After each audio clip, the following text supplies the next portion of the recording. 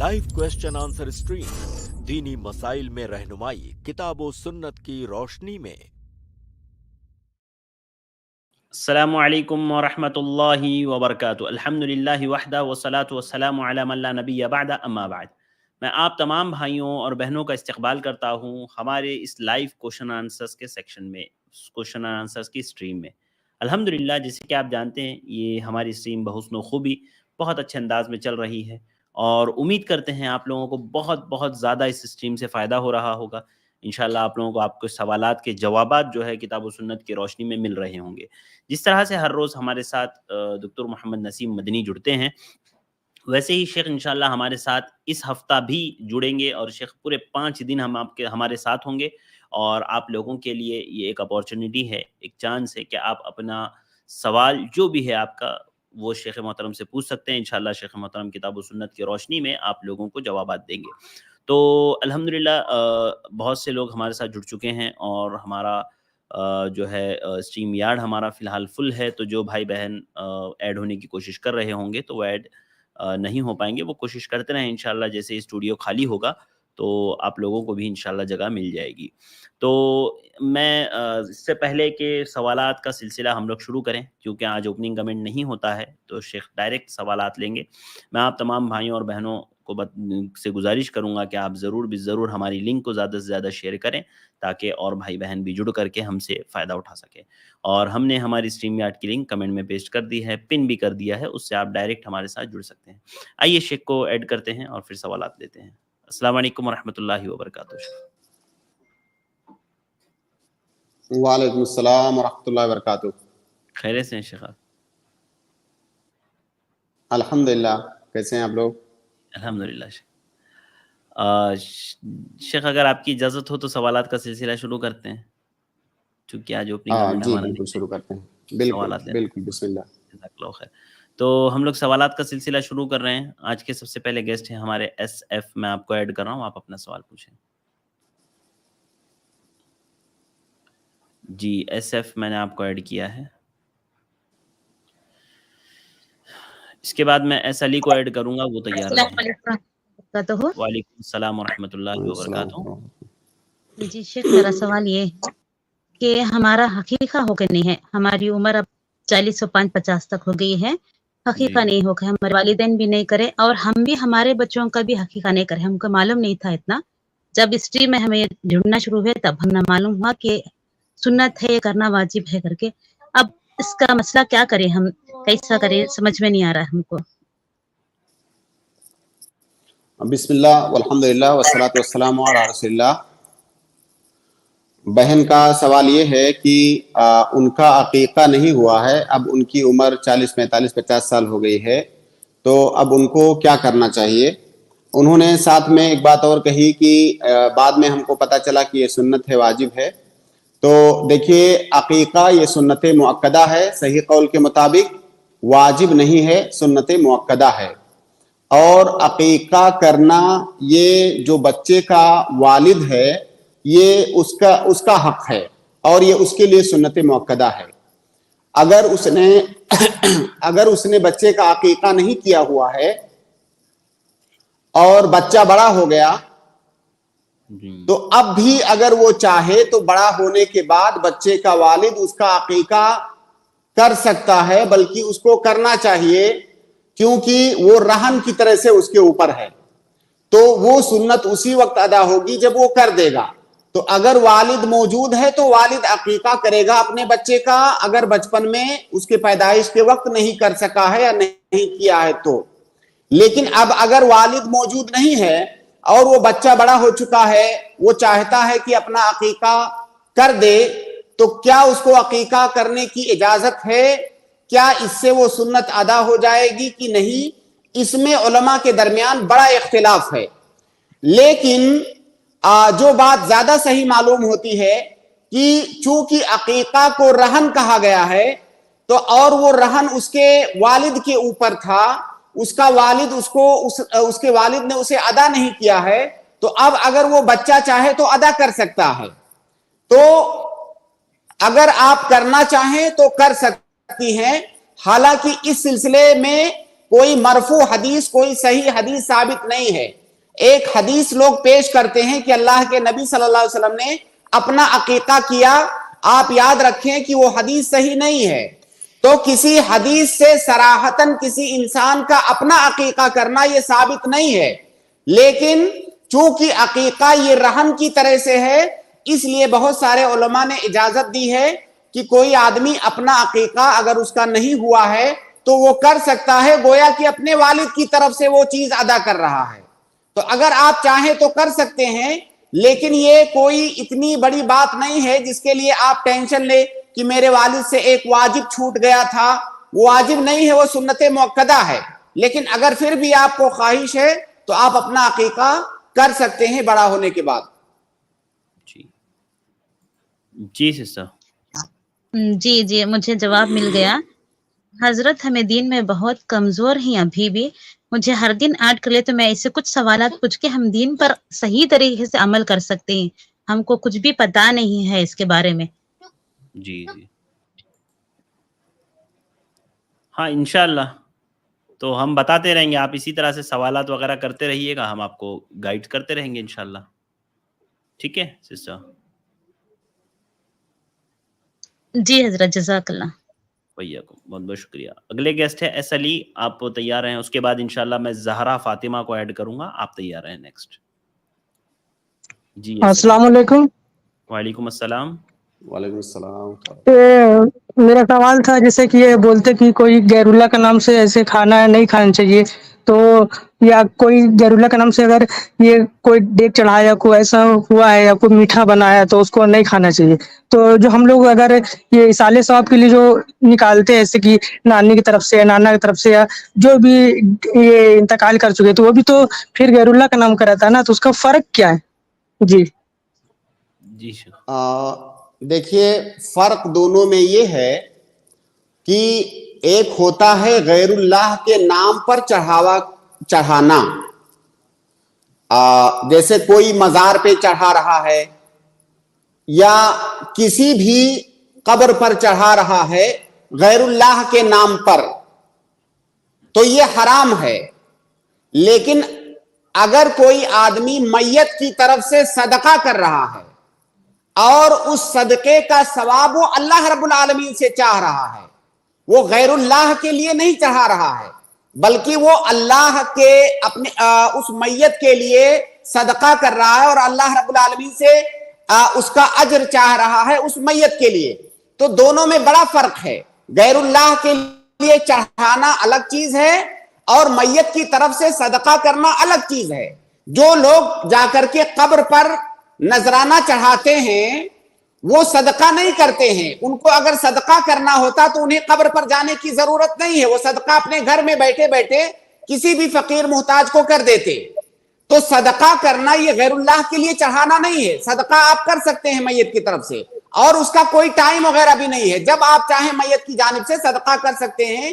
کسی غریب محتاج کو آپ نے کچھ مال دے دیا, کوئی کھانے پینے کی چیز دے دی, کپڑا دے دیا, کچھ بھی دے دیا, تو یہ صدقہ ہے.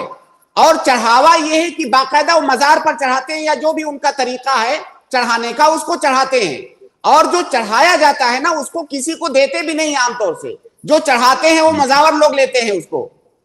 تو غیر اللہ کے لیے چڑھانا, یہ غیر اللہ کے نام پر چڑھانا یہ شرک ہے. لیکن جو صدقہ ہے وہ تو عبادت ہے. تو چڑھاوا شرک ہے اور صدقہ عبادت ہے, یہ دونوں میں فرق ہے. جی ایک اور سوال تھا, یہ جیسے کہ بولتے کہ فرض نماز کے بعد جو ہے دعا قبول ہوتا ہے, تو کیا فرض نماز کے بعد ہی ہم کو مطلب یہ اسپیسیفک ہم کو فرض نماز کے بعد ہی دعا مانگنا, یا پھر ہم کوئی بھی ٹائم میں ایسے دعا کر سکتے ہیں؟ اور اجتماعی دعا جو یہ لوگ روٹین کے ساتھ کرتے ہیں پھر وہ کیسا ہے؟ اور اگر جیسے بولتے کہ کوئی اگر کوئی اجتماعی دعا یہ بول دے کہ دعا کرنے, تو پھر وہ اجتماعی دعا ہوگا مسجد میں کہ یہ پھر کس طرح کا ہوگا, یا انفرادی ہوگا؟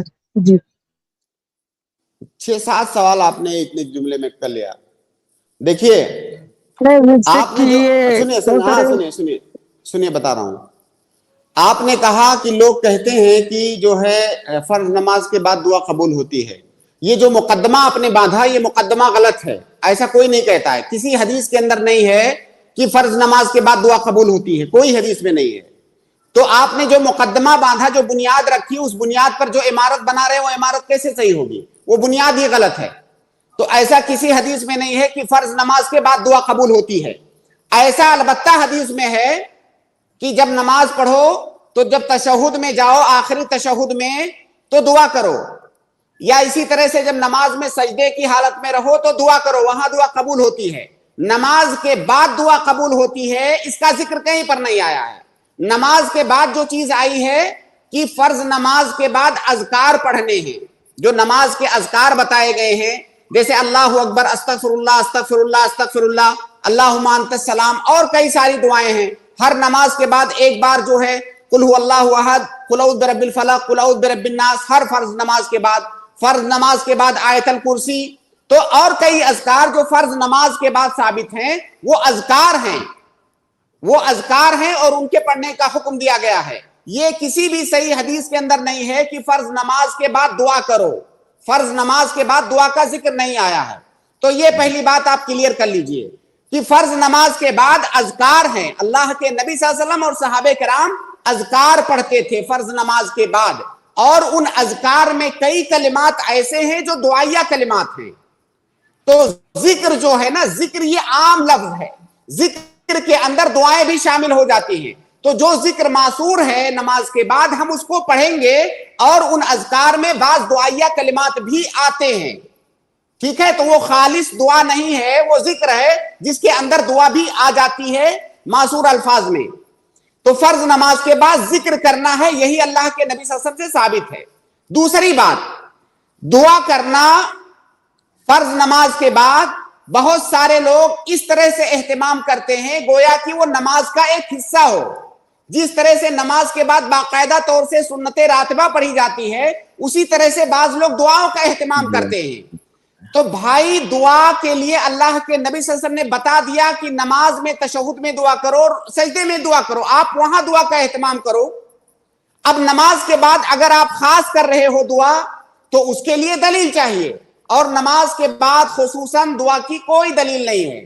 البتہ اس بات کی علماء نے اجازت دی ہے کہ اگر کوئی تخصیص نہیں کر رہا ہے, نماز اس نے پڑھا فرض نماز, ایسے ہی اس کا دعا کرنے کا دل کر رہا ہے, مسجد میں بیٹھا ہوا ہے, اس نے عبادت کیا ہے, دعا کرنا چاہتا ہے, وہ دعا کر سکتا ہے, لیکن وہ اس نیت سے کہ میں نے فرض نماز پڑھا ہے, فرض نماز کے بعد دعا کرنا مشروع ہے, وہ قبول ہوتی ہے, تو ایسی کوئی بات نہیں ہے.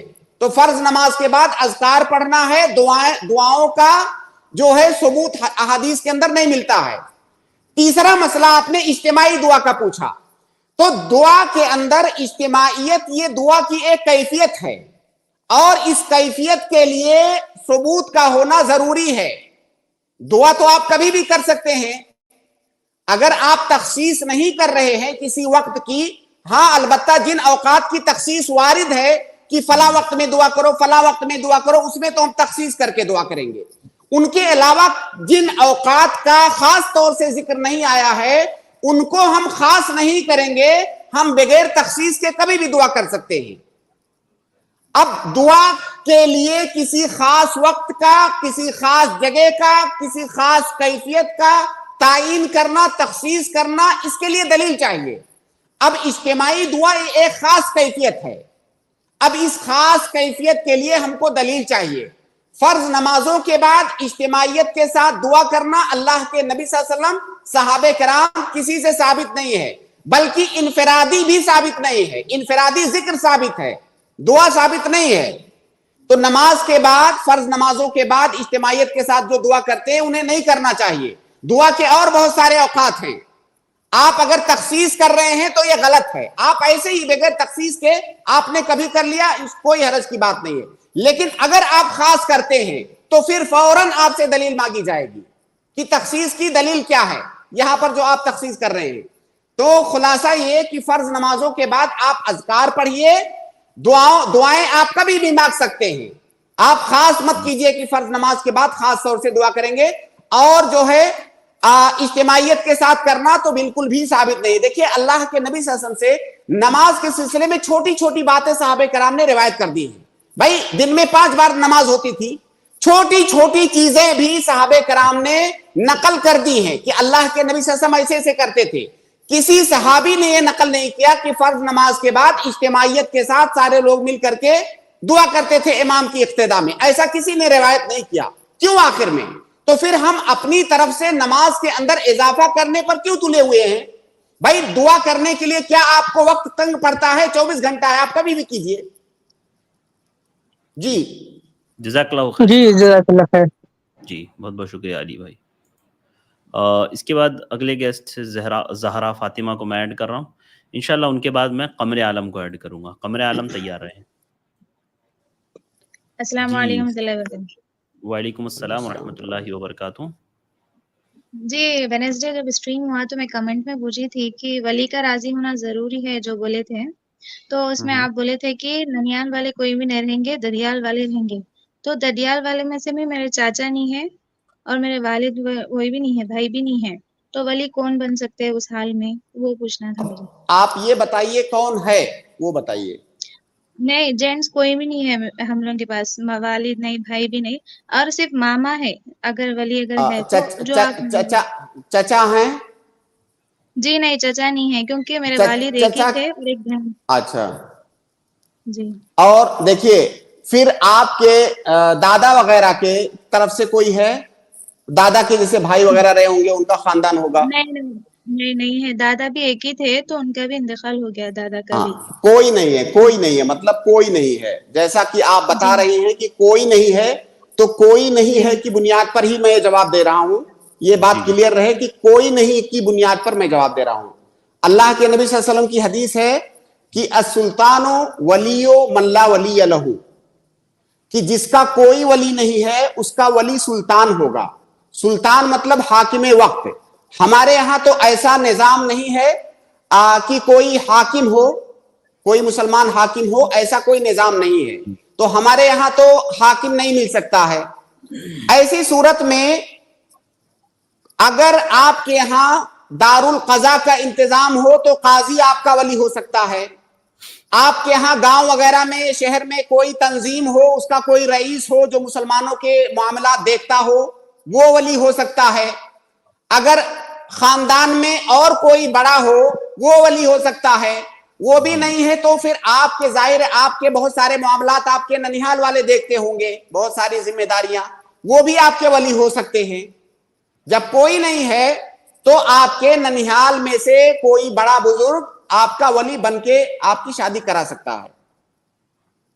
लेकिन ये मैं फिर रिपीट कर दूं कि ये मैं इस बुनियाद पर ये जवाब है कि आपका अपने खानदान की तरफ से कोई वली नहीं है जब तब। जी हाँ, जज़ाकल्लाह खैर। भैया को बहुत बहुत शुक्रिया हमारे साथ जुड़ने के लिए। अभी इंशाल्लाह मैं कमरे आलम को ऐड करूंगा, उसके बाद इंडियन मैं आपको ऐड करूंगा। जी कमरे आलम साहब। अस्सलाम वालेकुम रहमतुल्लाहि व बरकातहू। अस्सलाम रहमतुल्लाहि व बरकातहू। शेख, जो मेरा घर है, घर के जो सदस्य लोग हैं, मतलब कि एक और दो भाई मात्र नमाज पढ़ते हैं। बकिया लोग जो है, माँ है, बाप है, तो बाप जो है कि दिन भर दरवाजे पर अपना दुकान चलाते हैं, बैठे रहते हैं, नमाज वगैरह नहीं पढ़ते हैं। माँ तो एकदम नहीं पढ़ती है, माँ को बोल बोल के थक जाते हैं। औरतें भी वही हाल है, रोज का रोज एकदम पर डे टीवी लोग देखता है, इतना बोलते हैं मगर वो लोग उल्टा हमरी पर गुस्सा होने लगती है, माँ रोने लगती है, उल्टा सीधा हमको बोलने लगती है। ऐसे में क्या किया जाए? जी सवाल क्या है? आखिर में आखिरी जुमला नहीं समझा। सवाल ये है कि अगर हम लोग माँ को, किसी को माँ को ज्यादा बोलते हैं कि आपको नमाज पढ़ना चाहिए, सबको नमाज की पतो लोग, बहु लोग को बोलना चाहिए कि नमाज पढ़ो, बेटे को बोलना चाहिए, बेटे को बोलना चाहिए, तो बोलती नहीं है, उल्टा रोजाना पर डे, रोजाना मतलब कि टीवी देखते रहता है लोग 10 बजे रात तक, दिन में चलता है, रात में चलता है। तो मैं मना करता हूँ माँ को, तो मैं चाहता हूँ कि मेरी माँ मान जाए, नहीं मेरी बात माने, तो मानती नहीं है, उल्टा हमको रोने लगती है, हमको सरापने लगती है, जब उल्टा सीधा बोलने लगती है। जी शेख। देखिए, उनको आप समझाइए और हो सके तो स्ट्रीम में लाइए, हम उनसे डायरेक्ट बात करेंगे। आप उनको बताइए कि अल्लाह के नबी सल्लल्लाहु अलैहि वसल्लम की हदीस है कि अस्सलातु इमादुद्दीन, नमाज ये दीन का सुतून है। बगैर सुतून के कोई इमारत खड़ी नहीं रह सकती। گویا کہ نماز کے ستون کے بغیر دین بھی قائم نہیں رہ سکتا. نماز نہیں ہے تو اس کا مطلب دین نہیں ہے. تو اگر کوئی مسلمان نماز پڑھتا ہی نہیں ہے تو گویا کہ دین نہیں ہے اس کا. اور اسی بنیاد پر بہت سارے علماء نے جو آدمی نماز نہیں پڑھتا ہے جان بوجھ کر کے بغیر کسی عذر کے, ایسے کو بہت سارے علماء نے کافر کہا ہے. علماء کی بڑی جماعت, ایک بڑی جماعت نے ایسے آدمی کو کافر کہا ہے. اور کافر کہنے کا مطلب کیا ہوتا ہے کہ ڈائریکٹ اگر کوئی بیوی ہے تو اپنے شوہر کی زوجیت سے وہ خارج ہو جائے گی. اس آدمی کا ذبیحہ کھانا جائز نہیں ہوگا. اس آدمی کو مسلمانوں کے قبرستان میں دفن نہیں کیا جائے گا. اس آدمی کی جنازہ کی نماز نہیں پڑھی جائے گی اگر ہم کافر کہہ دیں تو. اور یہ بہت سارے علماء نے یہ بات کہی ہے. لیکن ہم اگر ڈائریکٹ یہ نہیں کہہ رہے ہیں تب بھی سامنے والے کو یہ سمجھنا چاہیے کہ یہ اتنا خطرناک, اتنا گمبھیر مسئلہ ہے کہ اس پر تکفیر تک کر دی گئی ہے. تو پھر اس کے بعد بچتا کیا ہے؟ اگر ایک مسلمان نماز نہیں پڑھتا ہے تو میں نہیں سمجھتا ہوں کہ اس کے بعد کچھ بچتا ہے. اللہ کے نبی صلی اللہ علیہ وسلم نے سیدھا کہا کہ ہمارے اور کفار اور مشرکین کے درمیان جو حد فاصل ہے, جو چیز فرق کرنے والی ہے وہ نماز ہے. اس کا مطلب اگر نماز نہیں پڑھتے تو کوئی فرق نہیں رہ جاتا ہے. تو آپ ان کو اس طرح سے سمجھائیے کہ مسلمان ہونے کے بعد, کلمہ شہادت کا اقرار کرنے کے بعد سب سے پہلی چیز جو فرض ہوتی ہے ایک مسلمان پر وہ نماز ہے. اور اگر آپ کی اسٹارٹنگ ہی غلط ہے تو پھر دین کہاں بچا؟ تو آپ ان کو اچھے سے سمجھائیے, اور خاص طور سے اپنی ماں کو کہ آپ بزرگ ہو چکی ہیں اور آپ کی وفات ہو جانی ہے کل کو, پھر آپ کا کیا حشر ہوگا. تو آپ اس طرح سے ان کو پیار سے ڈروا کے جو ہے دین کا حوالہ دے کر کے آپ ان کو سمجھائیے. آپ ان کو اسٹریم میں بھی لائیے, ہم ان کو سمجھاتے ہیں انشاءاللہ. یہ آپ کے اوپر فرض ہے اور واجب ہے کہ آپ مسلسل ان کو سمجھاتے رہیں. یہ کم سے کم واجب ہے آپ کے اوپر. جی جی شیخ, شکریہ, جزاک اللہ خیر. وعلیکم, بہت بہت شکریہ ہمارے ساتھ جڑنے کے لیے قمر عالم بھائی. اس کے بعد میں انشاءاللہ انڈین کو ایڈ کروں گا اور پھر میں اگلے ایڈ کروں گا میلاد شکیل کو. سب سے پہلے انڈین. السلام علیکم شیخ. وعلیکم السلام. وعلیکم السلام. جی جناب, قرآن میں کچھ الفاظ آئے ہیں جیسے کہ شاید اور اگر, تو اللہ تعالیٰ کا علم تو مکمل ہے نا, تو شاید اور اگر کے الفاظ کیوں آئے ہیں؟ جی شاید والا بتائیے لفظ آپ مجھے, تب پھر میں جواب دیتا ہوں. کہاں پہ آیا ہے شاید؟ کا لفظ آیا. شاید کہاں بتائیے. جی جی, سورہ انبیاء کی آیت نمبر 13 میں ہے. قرآن کی آیت پڑھ کے بتائیے گا, ترجمہ مت پڑھیے گا. جی جی, لعلکم تسألون, مطلب یہ آخری الفاظ ہے اس کے. جی شیخ, سورہ انبیاء کھولیے جو آیت بتا رہے ہیں. سورہ انبیاء ہی کھول رہا ہوں. آیت نمبر کیا بتایا آپ نے؟ جی آیت نمبر 13. نمبر 13.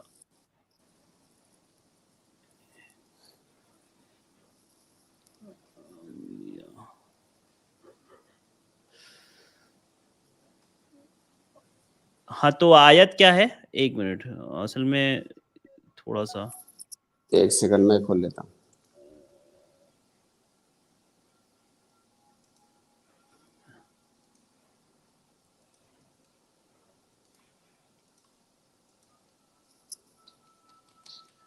جی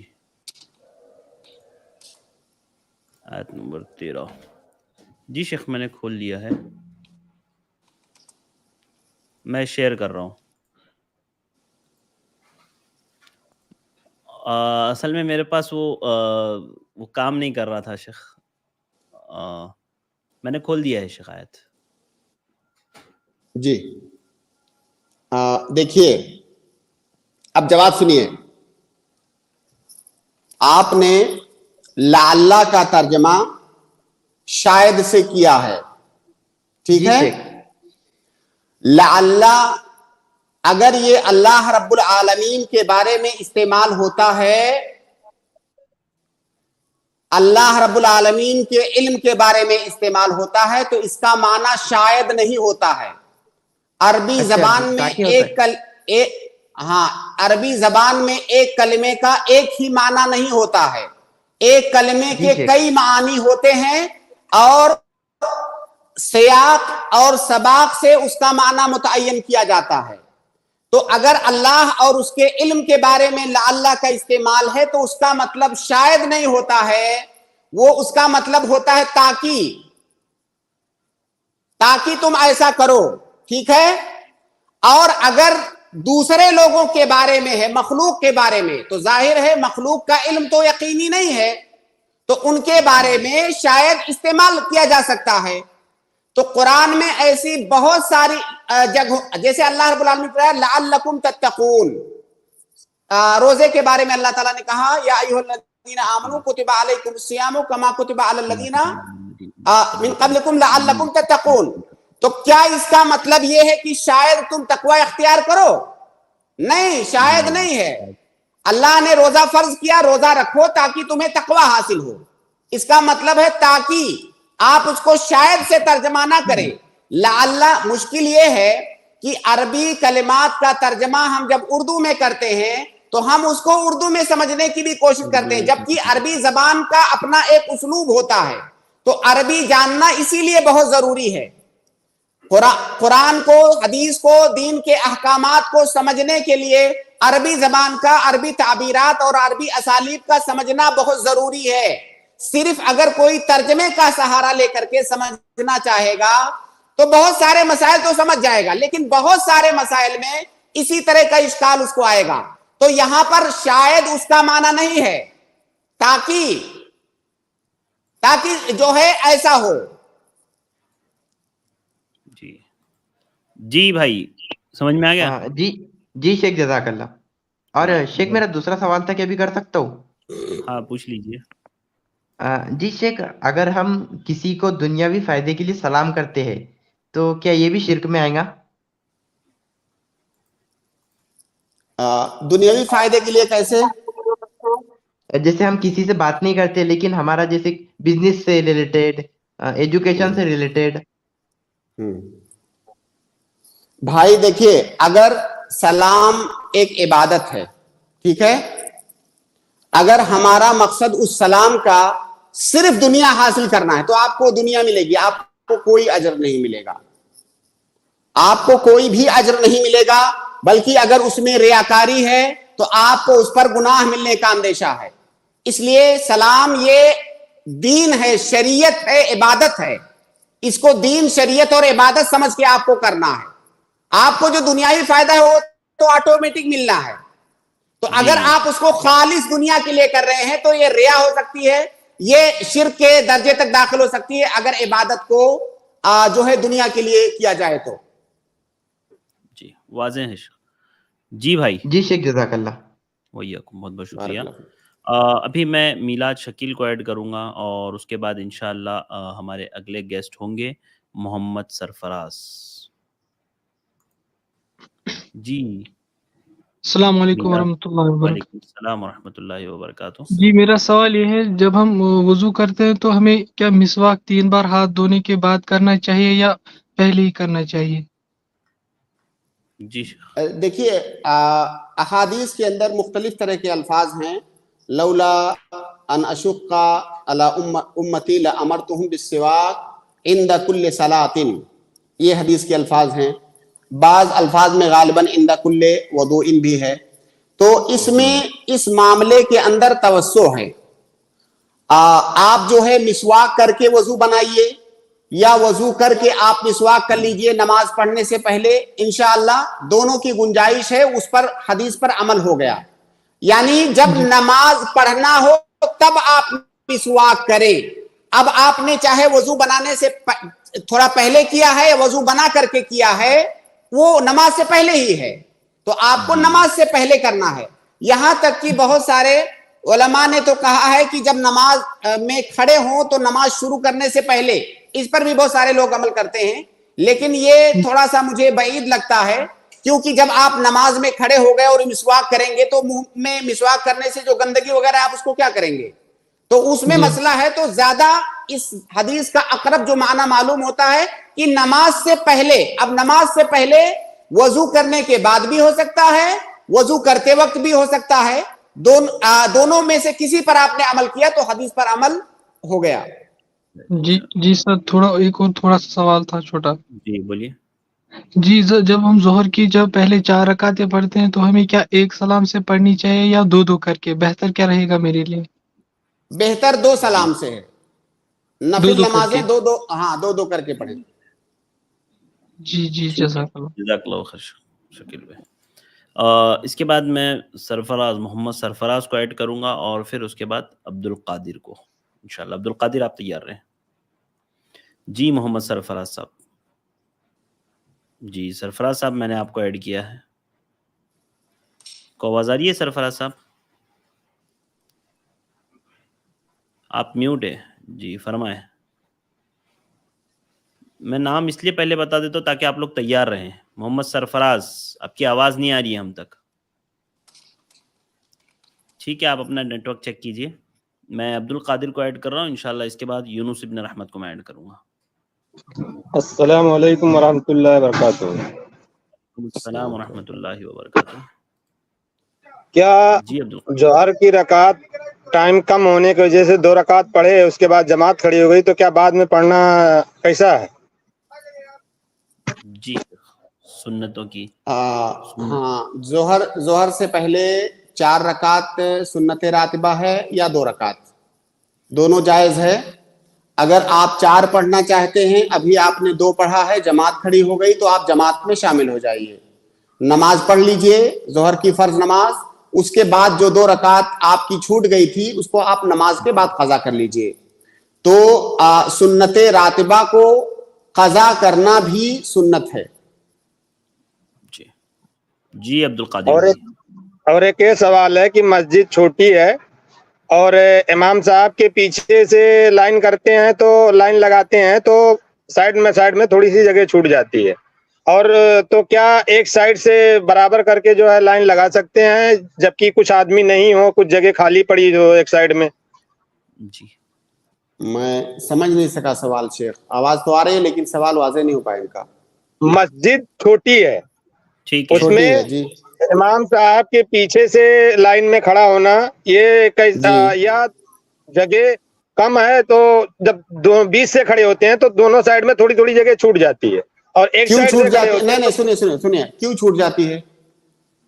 جیسے جب بیچ میں کرتے ہیں تو تھوڑا ادھر جگہ چھوٹ جاتی ہے, ادھر چھوٹ جاتی ہے, اور ایک سائڈ سے کرتے ہیں تو ایک آدمی کی اور جگہ پڑ جاتی ہے. سنیے جگہ کیوں چھوٹتی ہے وہاں پر؟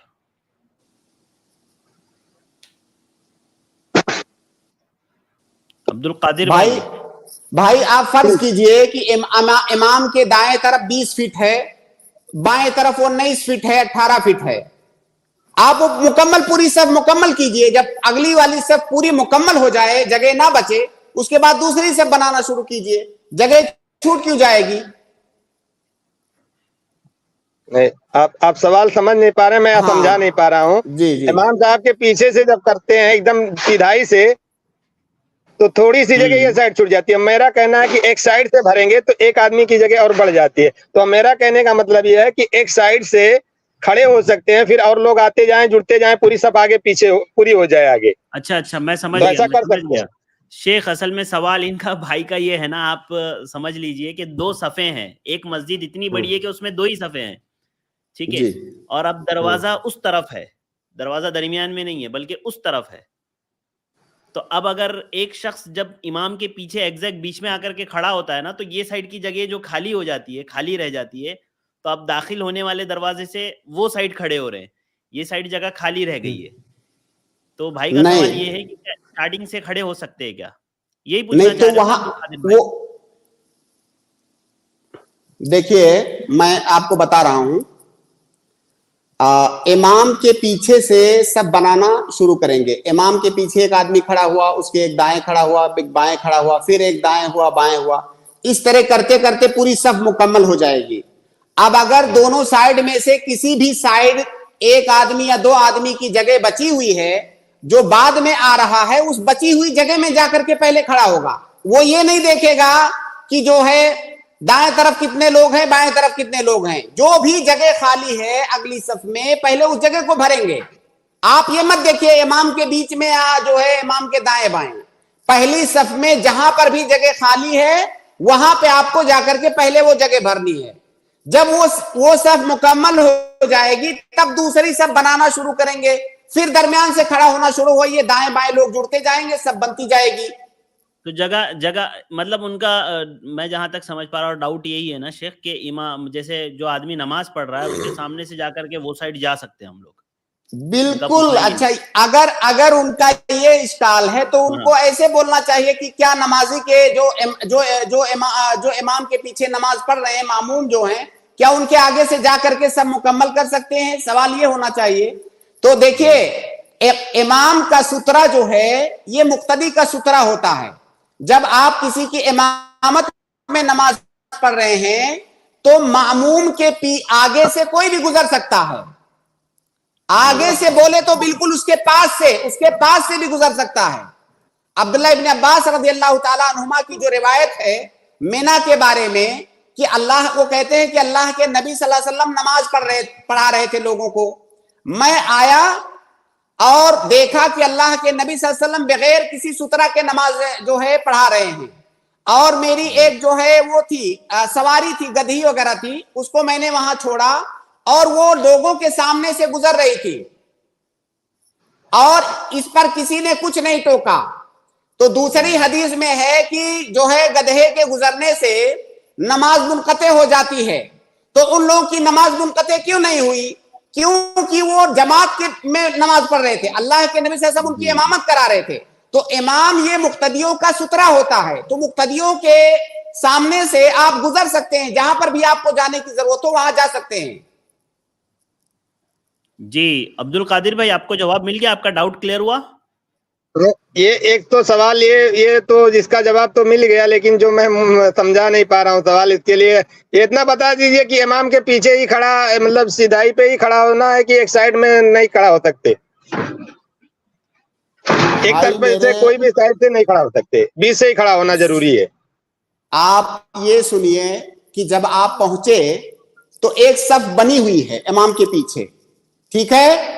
اس صف میں جہاں پر بھی جگہ ہو وہاں پہ آپ جا کے کھڑے ہو جائیے، آپ آگے پیچھے مت دیکھیے، امام کے پیچھے بالکل ایگزیکٹ پیچھے ہے یا دائیں ہے یا بائیں ہے، جہاں پہ جگہ خالی ہے وہاں پہ جا کے کھڑا ہونا ہے۔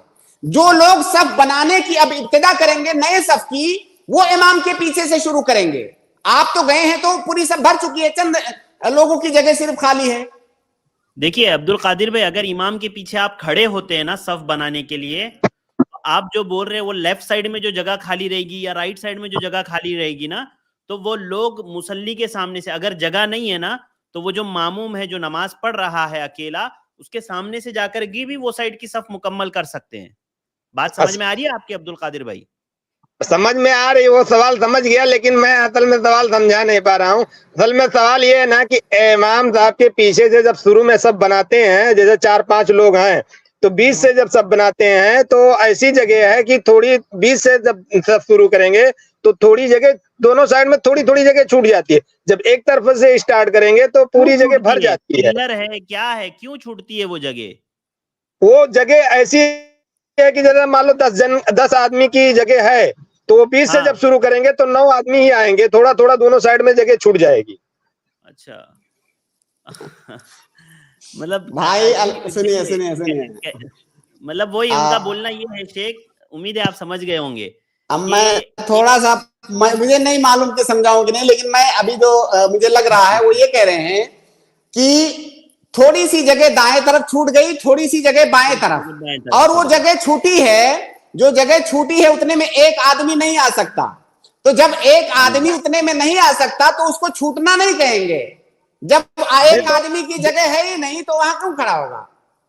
اب آپ سوال سمجھ گئے ہیں تو تھوڑا سا اور میں اور کلیئر کرنا چاہتا ہوں۔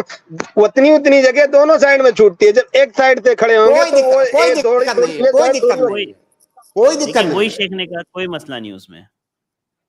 اگر آپ یہ بولنا چاہ رہے ہیں کہ دونوں جگہ کو ملا دیں گے تو ایک آدمی کی جگہ ہو جائے گی، ہے نا؟ ہاں بس یہی میں بولنا چاہتا ہوں۔ سمپل کوشچن نہیں سمجھا۔ ایک سائڈ سے کھڑا ہوں گے تو وہ ایک آدمی آ جائے گا۔ تو آپ کہیے نا کہ ایک آدمی کو کھڑے ہونے کے لیے 1 فٹ کی جگہ چاہیے، لیکن جو جگہ بچی ہے وہ آدھی فٹ ہے، اب وہ جب آدھی فٹ ہے تو کیسے کھڑا ہوگا؟ آدھی بچتی ہے، تو ایسے بولیے سیدھا بچ جاتی ہے۔ दोनों तरफ आधी आधी फीट बच जाती कोई है। दिक्कत नहीं, और कोई जब एक दिक्कत नहीं है भाई। सुनिए, तो एक साइड में आप खड़े हो ये मत कहिए जगह, अरे बात सुन लीजिए आप ये मत कहिए जगह छूट गई। जगह कहाँ छूट गई? जब एक आदमी के खड़े होने की जगह है ही नहीं तो हम ये कैसे आप कह सकते हैं कि जगह छूट गई? कोई जगह नहीं छूटी। जब जगह खड़े होने भर की जगह है ही नहीं। जी जज़ाकल्लाह खैर। ठीक है भैया को। यूनुस इब्न अहमद, आप अपना सवाल पूछें जल्दी से, शॉर्ट। तमाम भाइयों से गुजारिश है कि वो तैयार रहें अपने सवालात के साथ, इंशाल्लाह शॉर्ट में। सैयद, इसके बाद सैयद को मैं ऐड करूंगा। फरमाइए यूनुस भाई, क्या सवाल है? अस्सलाम वालेकुम रहमतुल्लाहि व बरकातुहू। शेख रहमतुल्लाहि व बरकातुहू। जी यूनुस भाई। शेख, आंखों के नीचे ये मर्दों के लिए कुहल लगाने का हुक्म क्या है? ये मुबाह है या सुन्नती अमल है जिससे हमें सवाब मिले? जज़ाकल्लाह। क्या लगाने का? क्या लगाना बोले यूनुस भाई? कुहल, सुरमा शेख, काला। जी सुरमा। देखिए, सुरमा लगाने से मुताल्लिक वल्लाहु आलम मुझे ऐसी किसी हदीस का इल्म नहीं है जिसमें ये कहा गया हो कि जो है सुरमा लगाने की तरगीब दी गई हो। आपकी जरूरत पर है, उसको आप सुन्नत से मत जोड़िए। आपकी जरूरत है, आप लगाइए। और इस तरह के कई सवाल का इससे पहले भी मैं जवाब दे चुका हूं कि जो पहनने ओढ़ने और ज़ेबो ज़ीनत से मुताल्लिक मसाइल हैं उनका ताल्लुक आदात और उर्फ से है, आदमी की जरूरत से है। हमको सिर्फ जो है उन चीजों से बचना है जिनमें कोई शरई महजूर नहीं है, बाकी ये आदात और उर्फ पर है। पगड़ी पहनना, फला कपड़ा पहनना, सुरमा लगाना, आपकी जरूरत हो तो आप कीजिए। आप ये मत कहिए कि वो सुन्नत है। जी शेख, वाज़ेह है शेख। एक और सवाल कर लूं शेख, छोटा सा? जी फरमाएं। शेख, जब हम मिसाल के तौर पे जापान ऐसे कोई जाता है तो हम उसको बोलते हैं कि अगर वो झुककर ऐसे इज्जत के तौर पे उनका कल्चर जब करते हैं तो आप ना झुकें क्योंकि ये शिरके अमल है करके। तो अगर कोई बड़े बुजुर्ग या कोई बोलता है तो सुनाई नहीं देने पर हम ऐसे झुक के कान आगे कर सकते हैं क्या? झुकने का अमल वहां पे कर सकते हैं? जज़ाकल्लाह। देखिए, कोई सामान आपका गिर जाता है तो झुक के उठाते हैं कि नहीं? तो आप वो जो झुक रहे हैं वो इबादत करने के लिए थोड़ी झुक रहे हैं, ताजीम करने के लिए थोड़ी झुक रहे हैं। वो झुकना उस वक्त जरूरत है, बगैर झुके अगर आप नहीं सुन सकते हैं, कोई बुजुर्ग बोल रहा है वो हल्की आवाज में, तो आप उसके मुंह के पास कान ले जाकर के थोड़ा सा माइल होकर के सुनते हैं, तो आप कोई ताजीम के लिए थोड़ी कर रहे हैं ऐसा, आप उसकी इबादत थोड़ी कर रहे हैं, एक जरूरत के लिए आप कर रहे हैं।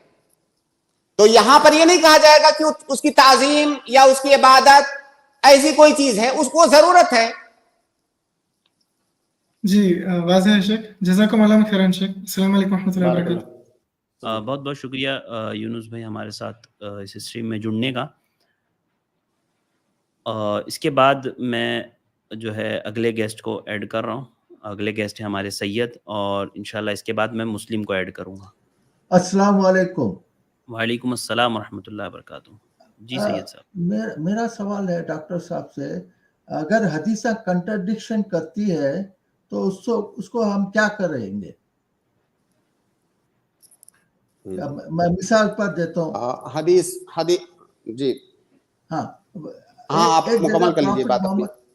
जी, एक जगह प्रॉफिट मोहम्मद बोलते हैं कि मुझे मालूम सल्लल्लाहु अलैहि वसल्लम बोलिए, सल्लल्लाहु अलैहि वसल्लम बोलते हैं, सल्लल्लाहु अलैहि वसल्लम, पीस बी अपॉन हिम, सल्लल्लाहु अलैहि वसल्लम, सल्लल्लाहु इस तरह बोलिए। आप मुस्लिम है क्या? हाँ, मैं मुसलमान हूँ भाई। अच्छा, ठीक है, पूछिए। तो एक जगह प्रॉफिट सल्लल्लाहु अलैहि वसल्लम बोलते हैं कि मुझे पता नहीं मैं जन्नत जाऊंगा या नहीं। एक उसमें कुरान में भी है ऐसा बोलो बोलकर, मेरा क्या होगा बोल के अल्लाह बोलता है उनको, ऐसा बोलो तुम, मेरा क्या होगा पता नहीं। तो दूसरी हदीस में ये बोलते हैं कि जन्नत में जो सो मैं सबसे पहले मैं जाऊंगा, ये बोलते हैं, एक हदीस में है। और तीसरी हदीस में ये बोलते हैं कि मैं जन्नत को गया था, वहां पर जो है सो मैं आदम अलैहिस्सलाम को देखा और मूसा अलैहिस्सलाम को देखा, इब्राहिम अलैहिस्सलाम को देखा है। तो ये पूरे के पूरे एक दूसरे में कंट्राडिक्शन करते हैं। तो आप इस कंट्राडिक्शन को कैसा सॉल्व करेंगे? देखिए,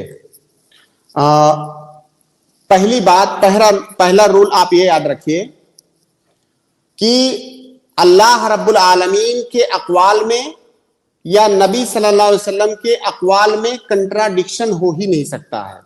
ये इम्पॉसिबल है।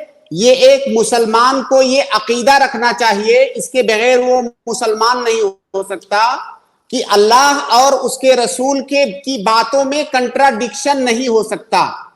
जैसा कि कुरान के अंदर अल्लाह रब्बुल आलमीन, बात सुनिए सैयद साहब, आप देखिए यहाँ पर डिबेट करने नहीं आए हैं, आप खामोशी से पहले शेख का जवाब सुन लीजिए, क्योंकि ये हमारी पहले मजलिस।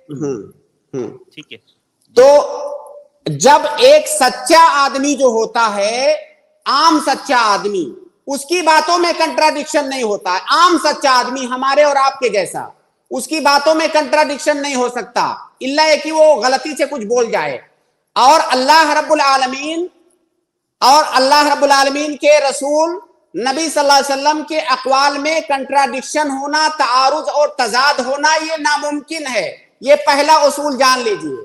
दूसरी बात, अगर आपको या हमको या किसी को लगता है किसी जगह पर, तो ये आपकी और हमारी समझ का खलल है। अगर आपको लगता है तो जरूरी नहीं है कि दूसरे सारे लोगों को लगता हो, और जरूरी नहीं है कि इस दुनिया की हर बात को आप समझ सकें। अगर आप नहीं समझते हैं या मैं नहीं समझता हूं, तो इसका मतलब ये नहीं है कि शेख अरशद भी नहीं समझते हैं। कई बातें हैं जो मैं नहीं समझता हूं, लेकिन दुनिया के करोड़ों लोग उसको समझते हैं। तो मेरे सिर्फ समझ लेने से कि कंट्राडिक्शन है, वो कंट्राडिक्शन साबित नहीं हो जाता है। दूसरा आदमी उसको समझ रहा है सही तौर से, ये दूसरा पॉइंट। तीसरा पॉइंट कि अगर आप अल्लाह के नबी सल्लल्लाहु अलैहि वसल्लम की 2 हदीसें या कुरान की 2 आयतें, आपको बज़ाहिर अगर उसमें कोई तारुज या कंट्राडिक्शन लगता है, तो आप उलमा की तरफ रुजू करें, क्योंकि उनको उसका सही माना मालूम है। वो जब आपको उसका सही माना बताएंगे तो आपको फौरन समझ में आ जाएगा कि ये कंट्राडिक्शन आपको लग रहा था, ये हकीकत में था नहीं। आपके समझ के में नक्श होने की वजह से ये आपको कंट्राडिक्शन लग रहा था। तो अगर आपको ये दावा है कि आप अक्ले कुल हैं, दुनिया की कोई बात नहीं है जो आपसे छुपी हुई, आप सब समझते हैं, अगर किसी इंसान को ये दावा है, तो फिर तो उससे बात करने को कोई फायदा नहीं। तो कोई भी इंसान दुनिया का अक्ले कुल नहीं है। आपको नहीं समझ में आता है, इसका ये मतलब नहीं है कि वो दूसरे लोगों को भी समझ में नहीं आता है। दूसरों को आ रहा है, जिनके पास इल्म है उनको समझ में आ रहा है, और जो उलमा है उनको कंट्राडिक्शन नहीं लगता है। ये आपको लगता है क्योंकि आप समझ नहीं रहे हैं। अब आपने कहा कि कुरान में अल्लाह ताला ने अल्लाह के नबी से कहा कि कह दो कि मैं अपने बारे में नहीं जानता हूं। अब आप हमें वो आयत बताइए जिसमें कहा गया है कि अल्लाह के नबी आप कह दीजिए कि मैं अपने बारे में नहीं जानता हूं, तो फिर हम आपको उस आयत का सही माना बताएं। जी सैयद साहब। हाँ भाई, देखिए, ये तो आपको मालूम है, हदीस भी मालूम है। प्रॉफिट बोल रहे हैं एक जगह पर, हदीस की बोल रहा हूँ, जो कि मुझे पता नहीं कि मैं जन्नत जाऊंगा या जहन्नुम जाऊंगा। फिर दूसरी हदीस है, उसमें ये बोलते हैं कि पहला जो ऐसा इंसान जो जाएगा जन्नत में वो मैं हूँगा। फिर और एक हदीस में ये बोलते हैं कि मैं ऑलरेडी वहां गया था, मैं वहां पर मूसा अलैहिस्सलाम को देखा, वो नमाज़ा जो है 150 थी। ये सब जो सब एक दूसरे से कंट्रडिक्शन हो रहे हैं। ये तो क्लियर कंट्रडिक्शन है। ये क्या एक थोड़ा सा अक्ल रखने वालों को पता चल जाता है कि ये कंट्रडिक्शन है। अब अगर मुफ्तिया मुल्लाओं को अगर नहीं दिख रहा तो ये अजीब बात हो गई ना। देखिए, सुनिए, आप कुरान के बारे में और हदीस के बारे में इस तरह की बात कर रहे हैं, इसका मतलब जाहिर है आपके पास इल्म होगा। अब जो आदमी ठीक से सल्लल्लाहु अलैहि वसल्लम सही अल्फाज के साथ नहीं बोल सकता है, वो कुरान को अगर समझने का दावा करे, तो आप कॉमन सेंस से बताइए कि हम क्या बताएं आपको, हम आपके बारे में क्या राय रखें। कुरान अरबी जबान में है। अल्लाह, सुनिए भाई, सुनिए, बात सुनिए, बात सुनिए। कुरान नहीं, इल्जाम देखो, आप, मैं इंग्लिश में मेरे भाई थोड़े बात सुन लीजिए। कुरान को समझने के लिए उसका अरबी जबान का इल्म हासिल करना, तफसीर का इल्म हासिल करना, हदीसों को पढ़ना, उनको समझना, वो पूरा एक लंबा प्रोसेस है। उसके बाद आदमी उसको समझ पाता है। अब आप ये दावा कर रहे हैं कि मैं उसको समझ रहा हूं और आप ठीक से सल्लल्लाहु अलैहि वसल्लम नहीं बोल सकते, आप कुरान को कैसे समझ सकते हैं? आप डायरेक्ट हमसे पूछिए, एतराज मत कीजिए, आप पूछिए। आपको ये दिख रहा, ये नहीं दिख रहा, ये कंट्रडिक्शन है। मैं बताता हूं ना, ये दिख रहा है कि हमको नहीं दिख रहा है। सबसे पहली बात, हाँ, हमको नहीं दिख रहा है कोई चीज। जब आपको पढ़ना नहीं आ रहा है तो आप उसको समझ कैसे? आप हमसे पूछिए कि भाई इसका मतलब क्या है, हमें बता दीजिए, तो हम आपको बताते हैं। समझा दीजिए आप, एक हाँ, तो ऐसे पूछिए ना। आप कुरान को समझने का दावा कर रहे हैं और आपको दीन का जो अल्फाबेट है, अल्फाबेट भी नहीं आता है, तो आप कैसे दावा कर सकते हैं? अच्छा, सुनिए, आपको, मैं जाहिल हूँ, मुझे बोलना नहीं आता। आपको तो देख लिए ना, मैं जाहिल हूँ, तो आप देखिए, जी शेख, मैं इनको एक बात बोल दूं कि आप जाहिल है ना, ठीक है, हम समझ रहे हैं आप जाहिल है। आप इसलिए जाहिल है क्योंकि आपको सल्लल्लाहु अलैहि वसल्लम बोलना नहीं आता है। तो आप पूछिए, सुनिए, आप पूछिए, आप ये मत बोलिए मौलवियों को समझ में नहीं आ रहा है, कॉन्ट्रडिक्शन उनको नजर नहीं आ रहा है। इस्लाम जाहिल के वास्ते नहीं है, लेकिन सुनिए, जाहिल के वास्ते भी है, लेकिन जाहिल को इस्लाम ने कहा है कि इल्म हासिल करो। जाहिल को फतवा सुनो, आपसे पूछकर इल्म हासिल सुनो, अरे भाई सुन लो, मेरे भाई सुन लो, या तो फिर मैं आपको रिमूव कर देता हूँ यहाँ से। आप वो फ्राइडे वाली स्ट्रीम में आओ, वो 3 घंटे की होती है। यहाँ पर हमारे पास सिर्फ 1 घंटा होता है, हमें सवालात के जवाब देने होते हैं। तो थोड़ा सा अगर करके आप एक बात सुन भी लो।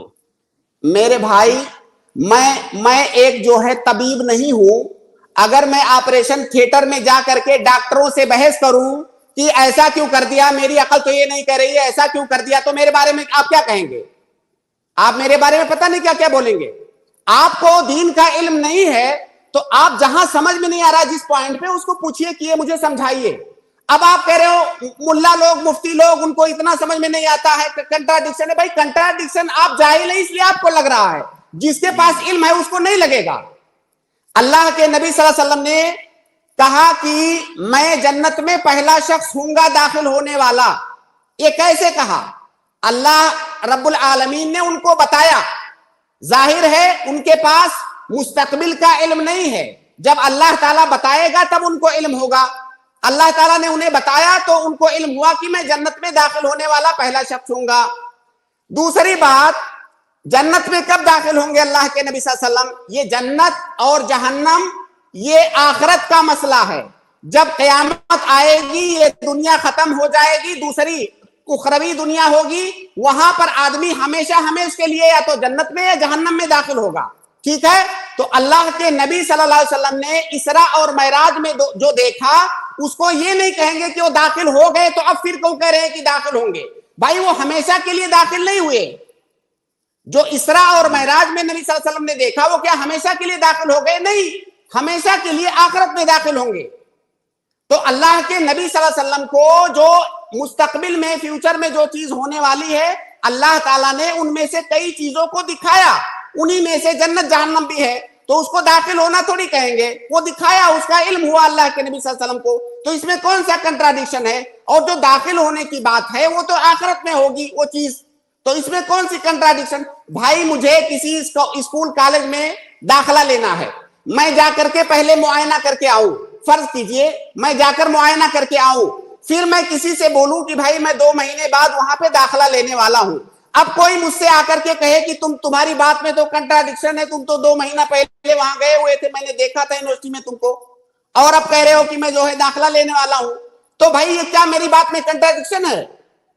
भाई अल्लाह ताला ने अल्लाह के नबी सल्लल्लाहु अलैहि वसल्लम को जन्नत जहन्नम दिखाया और उनका हमेशा के लिए जन्नत में दाखिला ये आखिरत के अंदर होगा, जिसकी आपने खबर दी। यहां कौन सा कंट्राडिक्शन है?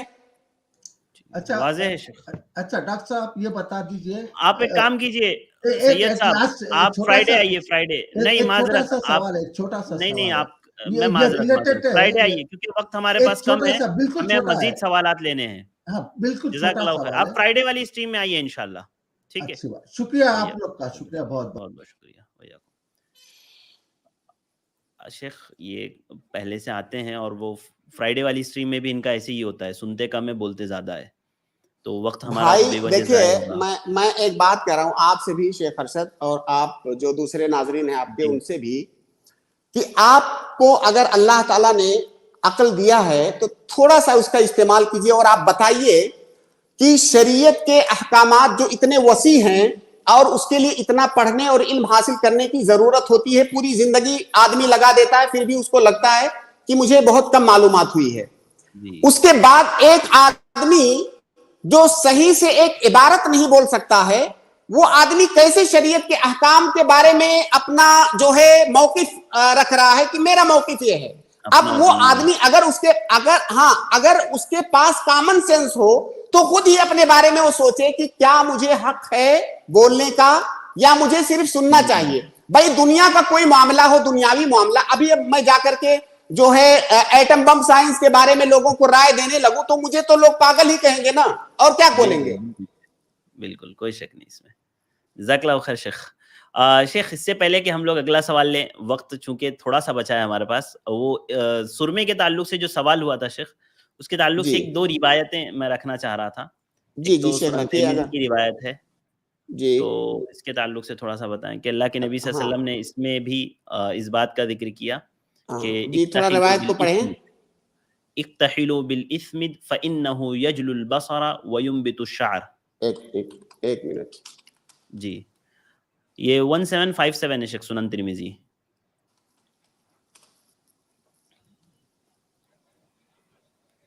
सुनन तिरमिजी की रिवायत है। एक सेकंड शेख, एक सेकंड। जी जी शेख निकाल लीजिए। तब तक के मैं अपने तमाम भाइयों और बहनों से गुजारिश करूंगा, चूंकि ये सवाल से रिलेटेड था इसीलिए मैंने ले लिया ताकि वजाहत हो जाए, वरना बाज़ लोगों के जहन में कुछ बातें रह जाएगी। और इसी तरह एक और रिवायत मैंने निकाली थी शेख। जी शेख, सुनन इब्ने माजा की, जिसमें अल्फाज है अलैकुम बिल इस्मिद इंदन नौम फइन्नहु यजलुल बसरा व युंबितु शा'r।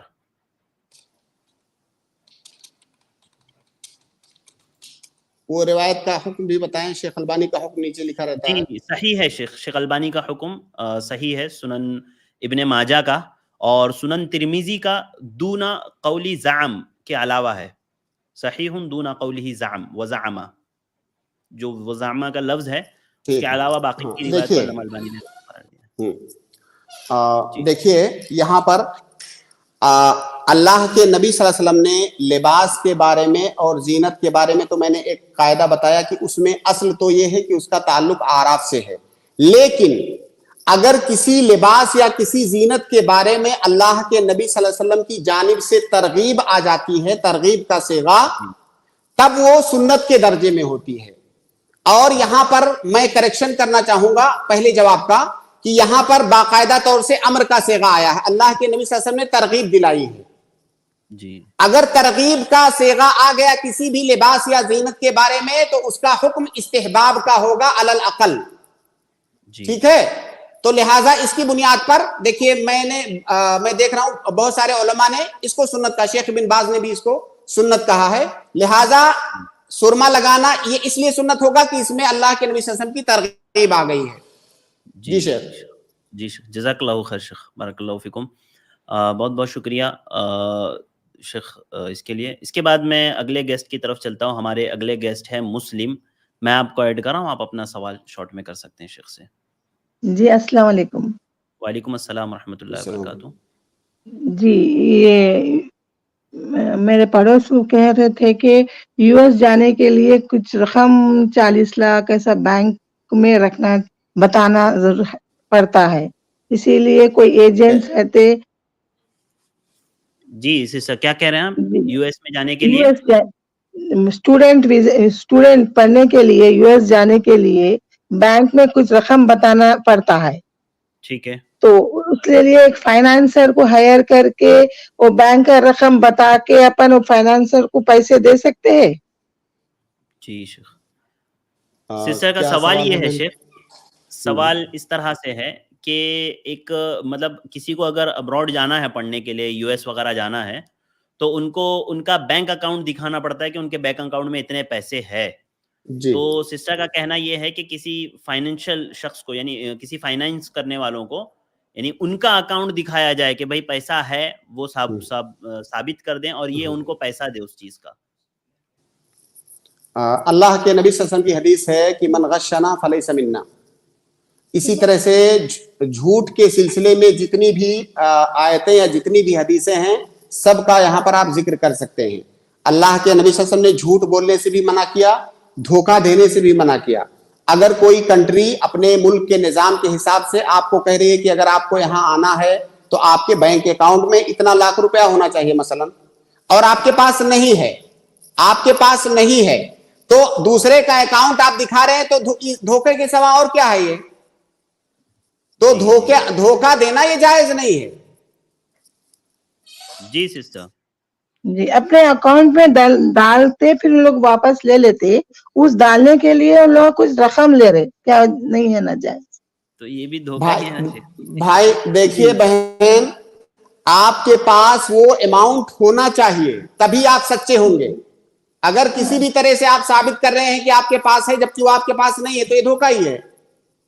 जी ठीक है जी, फिर उनको वापस भी कर देते वो अकाउंट, तो भी और कोई चाहे वापस करें या ना करें, अगर आपके पास नहीं है और आप ये साबित कर रहे हैं कि है, तो ये धोखा है, जो कि जायज नहीं।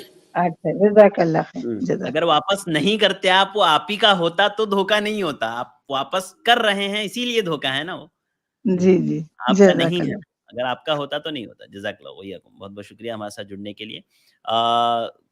इसके बाद एक आखिरी सवाल लेकर के मैं स्ट्रीम के इख्तिताम का ऐलान करूंगा। बहुत सारे भाई कमेंट कर रहे हैं कि हमें ऐड करें, हमें ऐड करें।